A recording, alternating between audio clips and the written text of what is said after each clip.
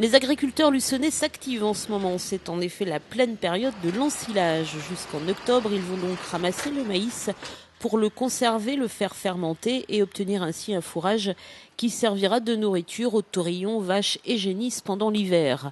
À la Roulière, route de Champagny à Luçon, 4 hectares de maïs viennent ainsi d'être ensilés et pour cela 7 personnes ont été nécessaires. 1 aux commandes de l'ensileuse, 4 pour les remorques et 2 personnes pour tasser le maïs. On ramasse le maïs, on le broie, on le met dans un silo hermétique et pour qu'il y ait des fermentations. Et ce maïs servira après à la nourriture des animaux, les taurillons et les vaches de viande. C'est une ensileuse, c'est une machine automotrice qui a des becs cueilleurs de vent qui coupent la plante entière. Et c'est broyé fin, aussi bien la tige que le grain. Et c'est déversé automatiquement dans des remorques pour être transporté jusqu'au silo.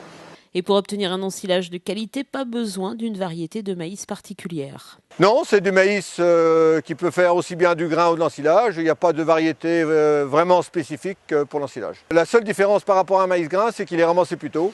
Quand on ramasse le maïs grain, le grain est, disons, dur, ferme, sec. Tandis que là, on ramasse l'ensilage à un stade, disons, grain pâteux. Le maïs a été semé en avril, il arrive donc à maturation et cette année, le rendement est plutôt bon. Cette année, on n'a pas à se plaindre, le rendement est correct. Les pluies du mois de juillet ont permis un bon développement du maïs et une bonne fécondation. Ça s'est terminé un peu vite suite au coup de chaleur qu'on a eu après le 15 août. Mais ce n'est pas une catastrophe, le rendement est correct, on n'a pas à se plaindre là-dessus. L'irrigation, ça a été, disons, relativement facile, quoi.